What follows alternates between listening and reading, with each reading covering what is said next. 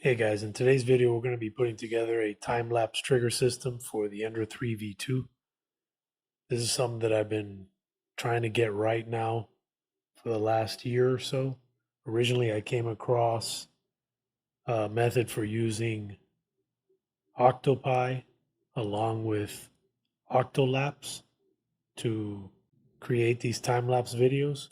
However, I didn't like very much the quality of the images that were captured using a standard Raspberry Pi camera or a webcam. Another alternative method to doing this is using a DSLR camera. I work in a small space, and having a DSLR camera on a tripod occupying a lot of the space where I work was not feasible for me. And recently I came across a very interesting YouTube channel, a gentleman named Isaac, and he put out a video on using a smartphone to create these layer lapse videos, is what he calls them, and appropriately so, because technically that's correct. You're taking a picture every layer, and that's how the movie gets generated, is doing like a still image on every layer. The trick is getting the camera to be in a steady position, having the bed always come out to the same place, and having the print head move away from the print to give that illusion of the 3D printed object that you're printing to grow out of the bed. So anyway, I decided to go ahead and put a version together. In Isaac's video, he created his setup for an Ender 3. I don't have an Ender 3, but I do have an Ender 3 V2, which has a few differences. What I had to do is create a bracket system that would fasten to the belt tensioner. So that's what I have here. What we're going to need to complete the trigger system is a micro switch. So this one is a roller style, and I'll put the links to the particular ones that I'm using here. If you guys want to download these STL files, I'll include them in the video description. We're also going to need a JST connector, a 2-pin, 2 machine screws. These are 3mm by 5, and 2 coarse thread screws. These are 2mm by 8. And let me show you how this thing goes together.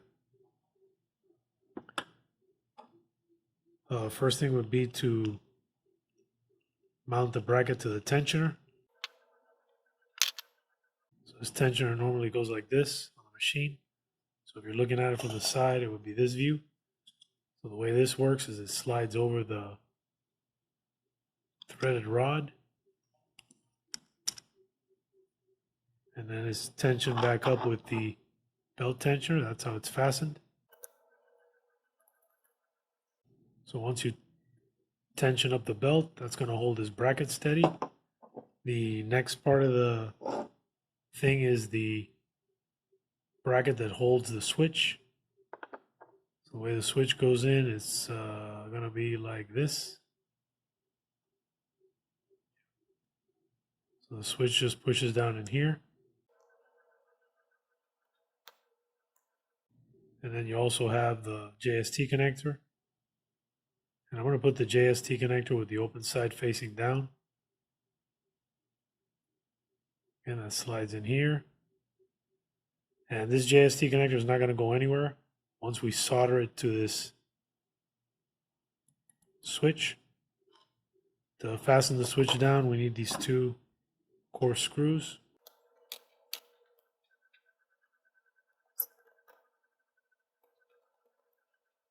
And it doesn't have to be very tight, just snug. And then I'm going to go ahead and solder these. So what I'm going to use here is a little piece of scrap wire. And we need it to go from this pin here. So the way the switch works is there's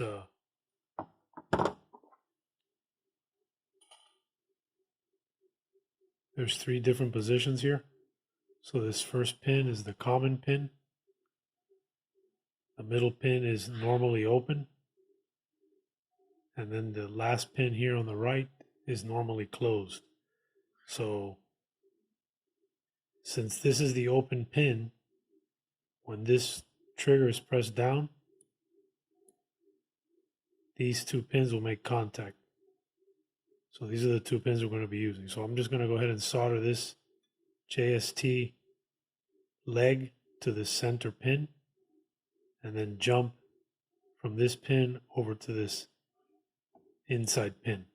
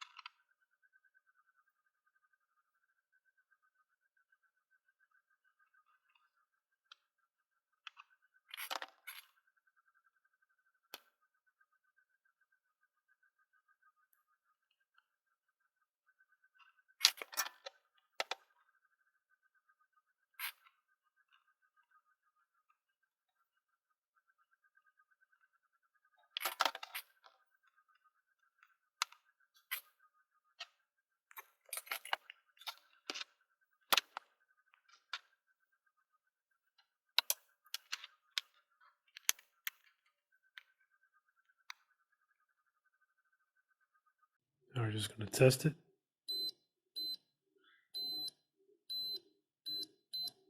Okay, perfect.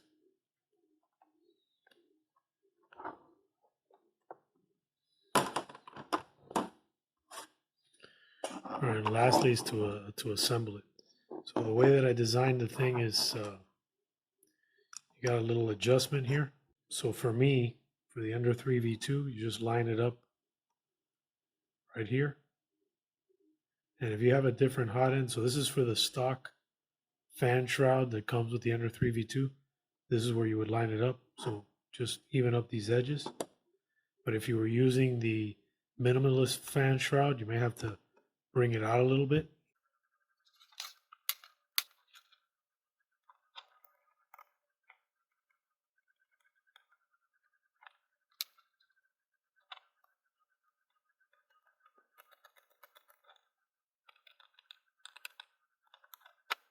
That's it. All right, so next thing would be to actually connect it to the printer. So this one's just a mock-up that I have. And then we'll start working with the G-code to get it to all work.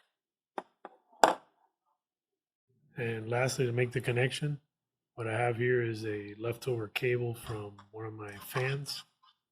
So we're just going to be using this cable.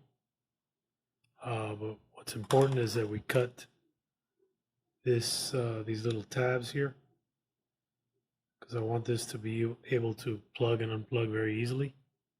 So all I'm going to do is just grab my little snips here and trim these off.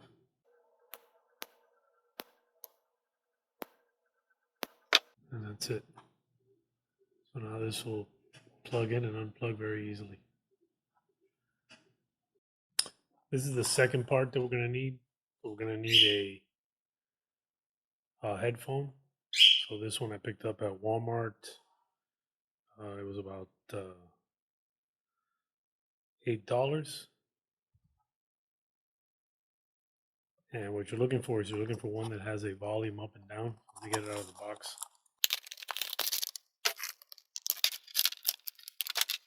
So the part that's important is that it has a volume up and down button.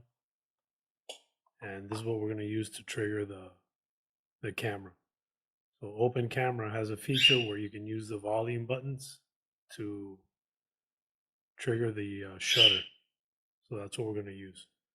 Let me figure out how to get into this. This looks like it's molded, so I may have to break this to get inside. Let me grab my little blue cutters and I'll try to see if I can open this thing up without destroying it. So what I'm going to try to use here is a really fine flathead. I'm going to try to see if I can get in here and crack this thing open.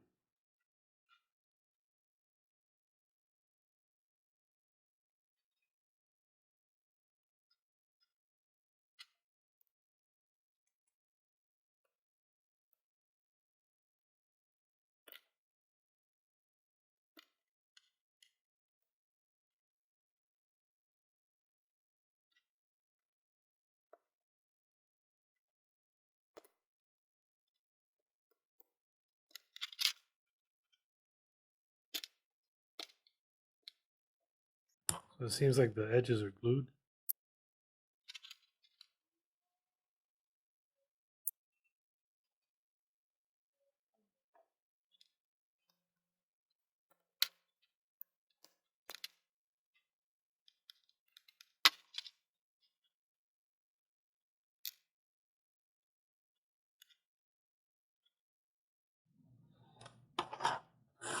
All right, guys, so here's the way this thing works. So this is the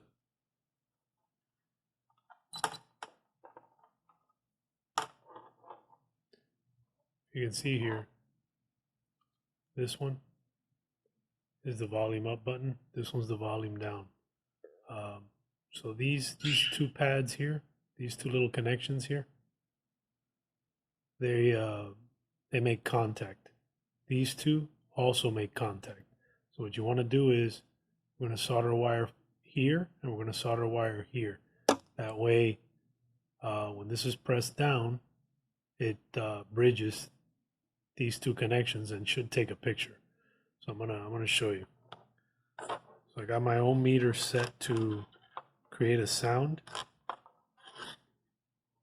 when these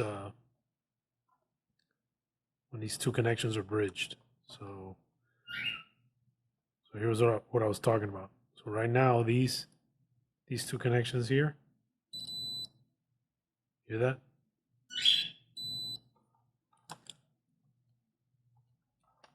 So these two are currently making contact. So this is with the switch not depressed. And then these two do the same thing.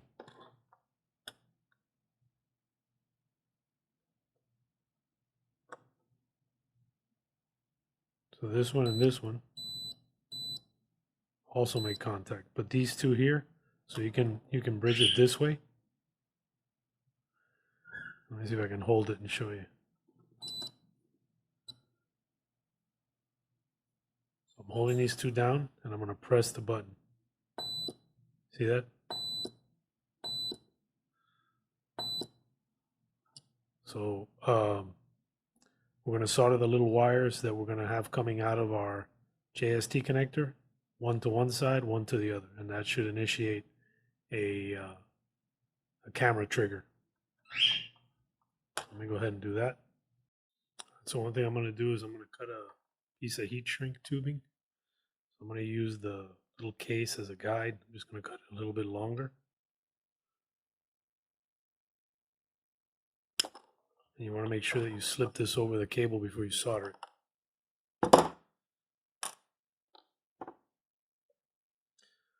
So I'm just going to take my little JST cable here that I've already trimmed. And I may touch this up a little bit. I'll probably, I don't know, maybe 7 inches or so.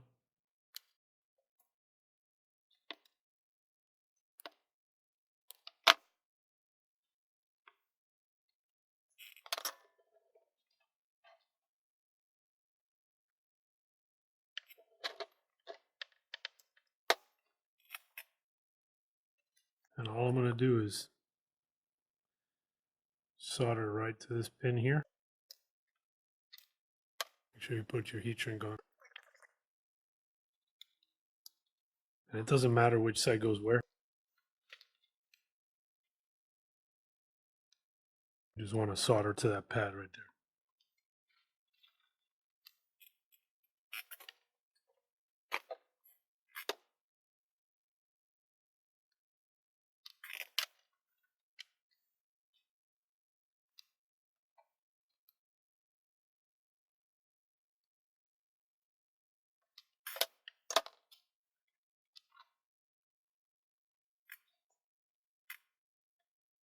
Now we're just going to test it.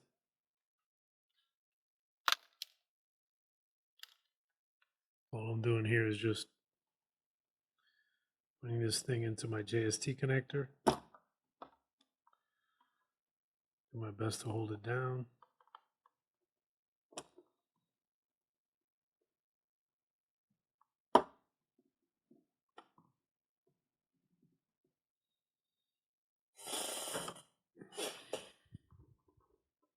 Holding the two connectors here, and I'm going to push the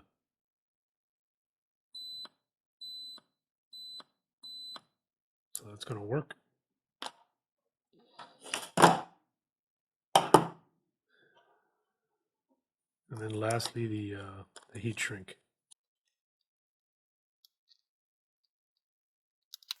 And I don't need the this little earbud here because I'm not going to use this. So I'm just going to cut this earbud away.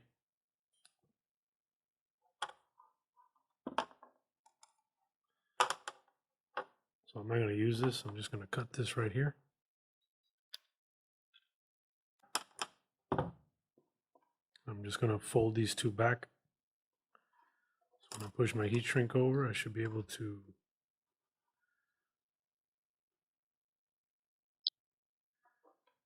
get them in there.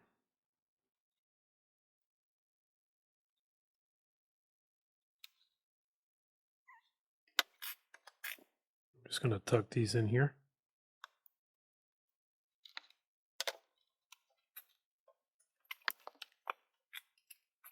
And I'm just going to use my heat gun.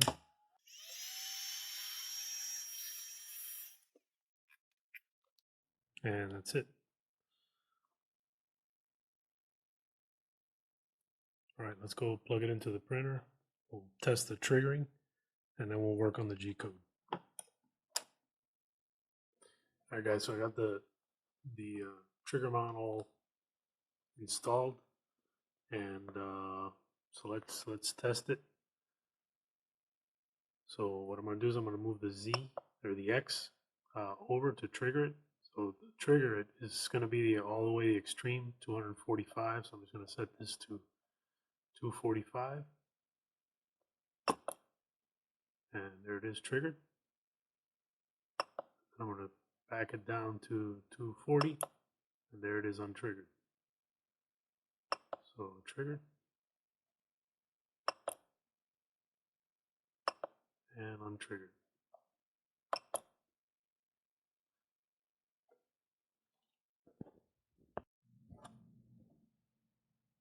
All right, I'm going to do the same thing with the other earbud. So this is the other earbud. I don't need it, so I'm just going to cut it off. I'm just going to cut it flush right here. So now all I have is the cable that plugs into the phone, the cable that plugs into the trigger setup, and then this is where the volume switch used to be. So I just plug this guy in here. That's it. And the other end gets plugged into the cell phone. All right, so let's test it. Now that we got it hooked up to our cell phone, we got the Open Camera app installed and on the phone. Let's go ahead and test the trigger. You can see that every time I initiate the trigger, it takes the picture. All right, now next thing we need to do is jump over to Cura and add the necessary G-code to get the movements of the printer to trigger the camera on every layer.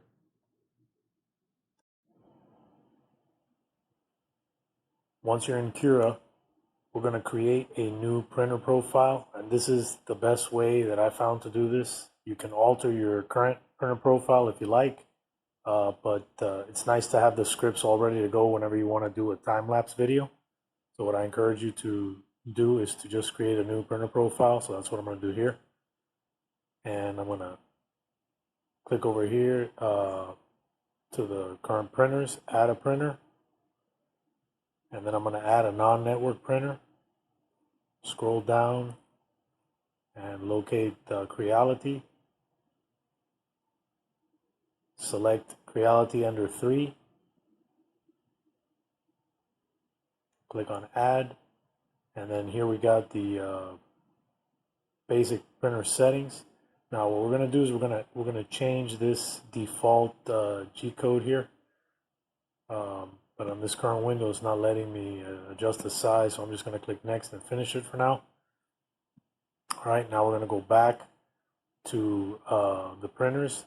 This time we're going to click manage printers, and then the current printer that we just created is highlighted. You could tell because it's italicized here. And then click on machine settings, and then this will give us our G-code window back again. But now we can resize it. All right, so what I'm going to include in the download files are my current G-code settings for this particular layer lapse printer, and you guys can use it the way it is. If you don't want to mess with adding the individual lines, you can just grab all this G-code right here. What you're going to do is either select it all this way, or you can right click and select all, and then you're going to right click and copy. And then when you get down here to the G code, you want to highlight all the G code that's in here. You're going to click your mouse, drag across, get it all blue, press delete, and then you can, let's see if it'll allow me to right click. Okay, it's not going to let you right click, but what you can do on a Windows machine is Control V. So Control key and then V, and that's going to paste the G code in there for you. And we need to do the same with the N G code. So again, let's go ahead and get rid of this G code. So we're going to highlight it and delete it. And then we're going to go to our N G code, which is right here. Grab all of this, highlight it, right click, copy. And then we're going to come down here, click in the box, Control V, that's going to paste it. And I'll go over a couple of the settings, or at least where the G-code command to get the movements to trigger the switch are. So on the start side, once you get down to where it says Ender 3 custom start G-code right here, you're going to see there's the M117, so you're going to scroll down a little bit, and right after your G28 command, and it says home all accesses, you see this G1 with a Z1 and all this, so you're not going to have to mess with this first line, and you're not going to have to mess with the second line if you're running an Ender 3 V2, or the third line. The fourth line also, I would recommend you leave it alone. So the next one, the last one, G4, it says P1500.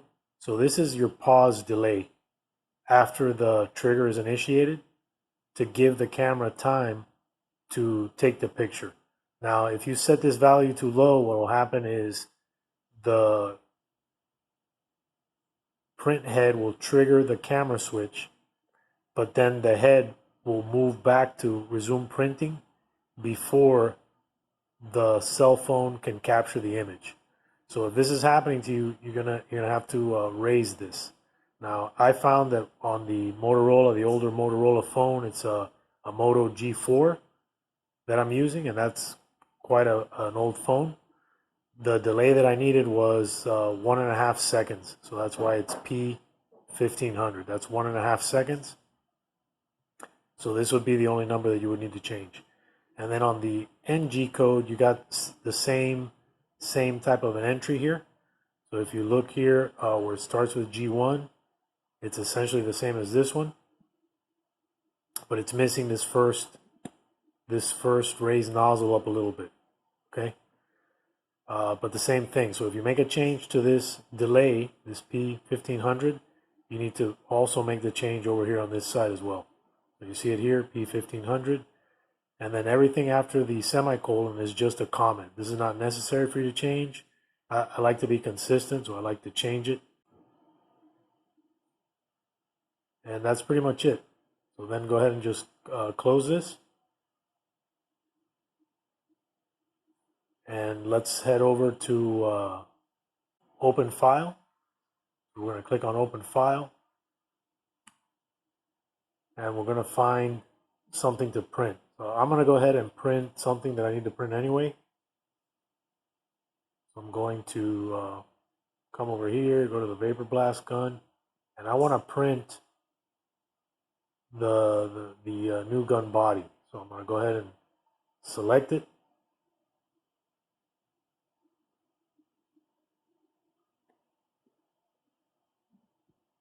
Change my orientation. Now another thing we're going to need to do is we're going to need to add the scripts. We're going to add a couple of scripts. I'm going to come up here to where it says extensions, come down to post-processing, over to modify G-code. So let's click on add a script. And you're going to scroll down till you find search and replace. So we're going to click on search and replace. We're going to add one. And then we need to add a second search and replace. So click again, add a script, find search and replace. And now we got two of them. Okay, so let's go up to the first one and add what we need to add in here.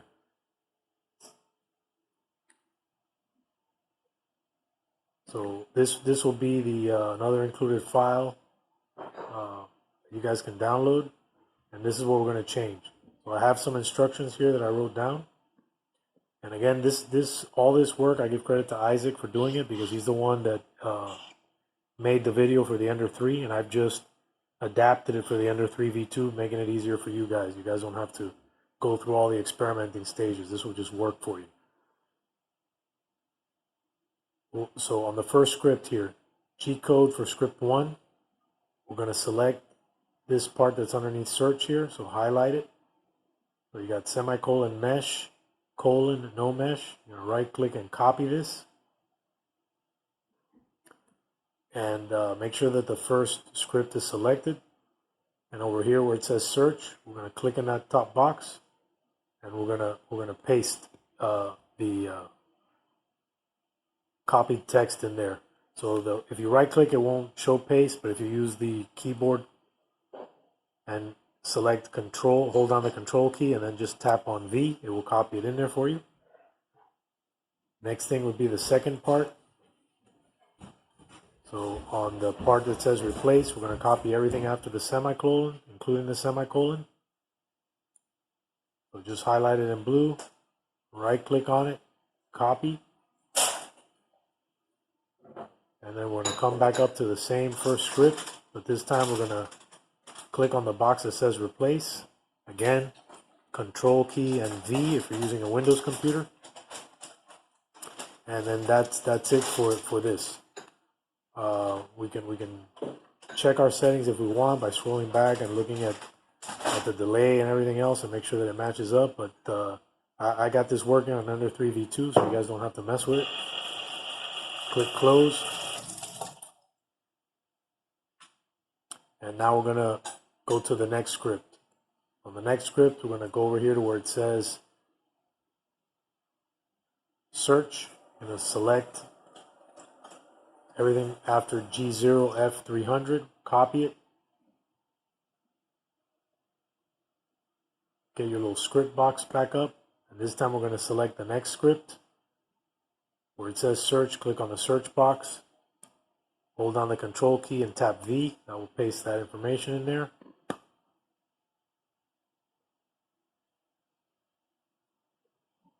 And lastly, we're going to put the last part of the second script in there. So select everything under replace. It'll start with G0 and include space F9000. Go ahead, right click on that, copy. And now we can minimize this box. We don't need it anymore. Click in the box where it says replace. Again, control V. And that's it, we're done. So let's go ahead and close this. Since we just created this new printer, if you have a particular profile that you were using, you're going to have to go ahead and change that. So right now it defaults to standard quality. I have one already for this filament that I'm going to print this in. So I'm just going to select it. I'm going to go down here where it says MK8 Ender 3 V2. Black Sunlu PETG-G, that's the current filament I'm using. Click on it, and again, give it a second for it to slice. And you want to make sure that you click on your preview window here to make sure that your model is set up correctly. And if you decide that you don't want support, to disable that. So it looks like for me, I don't have the supports enabled, which is good. and that's perfect for me. So I'm going to go ahead and save this to disk. We'll load it in the printer and then fire off a test print. You guys will see when it finishes this layer. Triggers the camera and then comes back. Anyway, so this is an old smartphone that I've had for some time, and it's just been sitting in a box collecting dust, but the camera on these smartphones, especially even the older ones, is pretty good. So this will give you another way to make use and recycle something that you may not already be using. So here it is from another view. And as soon as it's done with this layer, it's going to come over and trigger the camera again.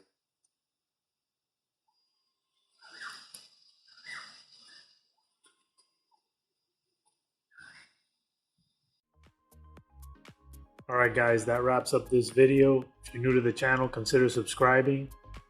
Turn on your notification bell. If you enjoyed this video, give it a thumbs up and leave some comments. I love the comments and do my best to get back to you guys as soon as I can. Take care.